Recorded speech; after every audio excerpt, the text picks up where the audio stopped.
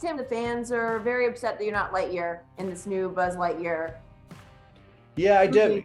Literally, the short answer is I've stayed out of this because it has nothing to do, as I've said a long time ago. We talked about this many years ago. And it came up in one of the sessions. I said that what a fun movie that would be, and that was we spoke about it. All of but the brass that did the first 4 movies is not this. This is a whole new team that really have nothing to do with the first movies, and they're. As I said to early, I thought it was a live action when they said they were doing a live action. That's what I thought. I mean, real, humans, not an animated thing. And really, as Hanks and I, there's really no Toy Story Buzz without Woody. So I'm not sure what the idea. I'm a plot guy. Yeah. And this was done in this 1997. It would seem to be a big adventure story, and as I see, it's not a big adventure story. It's a wonderful story. Mm-hmm. It just doesn't seem to have any connection to the toy, and that's what it's a little. I don't know. So you're like, it's like a little too off the path. It's just it has no relationship to Buzz. Buzz is a kind of doesn't. It's just no connection. I wish there was a better connection to it. That's not a tool. That's a tool. Who's the little one? What's with the baby? This is my son, Ethan. Oh, boy. Now we got to watch our language. Yeah, well, you're starting out young, Okay. Okay, first of all, Tim, we can't do this interview without you saying the more power voice in your Tim the Toolman Taylor voice. Can you give me one? More power. Yes. Yes. All right. So tell me I think I just hurt myself. You just don't crack a rib now. Yeah, you got to warm up before you do anything like that, Jen. I gotta stretch before I start doing stuff like that. So this is such a cool concept for a show, like learning how things work. So tell me about whose idea was it, and how did this whole thing come together? It originally started with the executive producer, Kate Fox, she and I put together a show a long time ago that was the precursor to Last Man Standing. So that's how long ago we were coming up with an idea,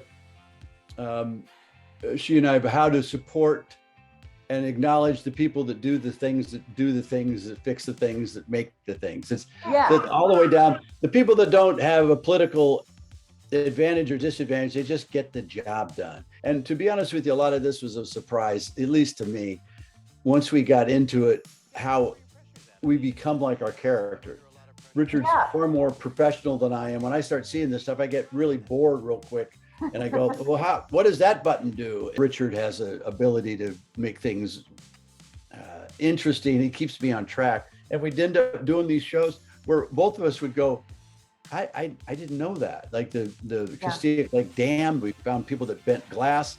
And I was more fascinated as I get to, is who are these people that do this stuff? Well, not only that, but they have everything done in-house. Yes, they fix their own machines, they fix their own trucks, they paint their own trucks, they do all this stuff in-house. It's fascinating. So along the way with the show, you invite the most skilled makers to create these tailored innovations to fit your needs. Well, we also have April, who's kind of our resident expert who explains a lot of things that we kind of, let go or whatever. She kind of gets a little more specific on stuff. But then we brought in all these guys to build things. We had somebody build a sweeper that would also pick up the leaves and put them somewhere else. Whatever subject we're going at, we always wonder what would happen.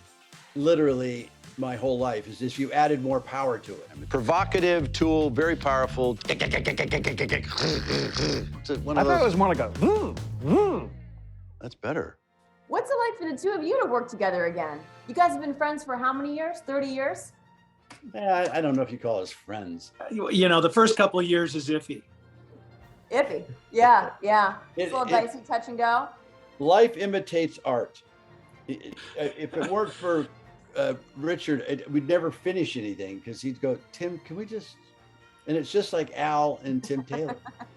Right. That's kind of how it is on the show. Just kind of farting around, and then Karn. Well, we do fall into old patterns, but what's wonderful is that we've had some years, where we weren't in that pattern, and new things have happened and new ways of communicating, and and boy, do we love to communicate. We love to argue with each other. Yes. What are some of the things that you argue about the most? Basically, it's I don't know. Usually, it's some knee-jerk political position that happens, right before we're about to go action, and Tim goes, "Yeah, well, what about this?" And then I'm like, "Oh, what?" I've always been a philosophy major in college, so I'm always like this show. I don't really have a position. I just like to know what everybody else's position is. So you're the instigator then at the Thanksgiving. For everything, I've always got you get into the show. How does this work? What does that do? How do you know that does that? And why did you do it that way? Not opposed to this way. I'm not trying to prove the other guy wrong. I'm trying to understand and clarify so my position is clear. So I actually have a pressure tank under there. So good. You want a tank? It's explosive You want an explosive tank under your back? Under your back. We've got to get the hell out of here. Has there ever been an occasion where there's been too much power? I Yes, gotta there has. say, I built and remodeled an RV for my family because my wife, for one of her birthdays, wanted to go see all the American monuments by RV. So we did it. And it was so sluggish, that's the way of putting it.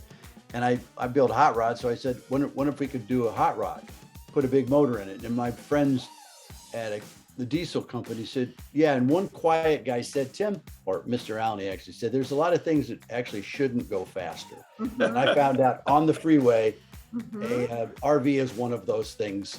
Coming downhill in a big RV, I'm doing well, and 80 is too fast in an RV coming downhill. Right. I don't know much about cars, but I do know that. I do know that probably wouldn't have been a good idea. Yeah, it seemed like a cool idea. It wasn't a cool idea. There's you don't want to go faster in an RV.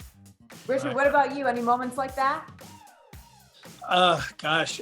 Well, I watched the premiere, our first episode out, and there was a point where, they tried to pick up a basketball with like this kind of cat pincers, and it was just too much power for that delicate kind of a thing. It popped the ball. They let us get into big machines and didn't even ask, have you ever done this before? Ooh, I love a lot of trust. Thank you for watching. If you want more extra, hit the subscribe button and the bell so you'll never miss a video.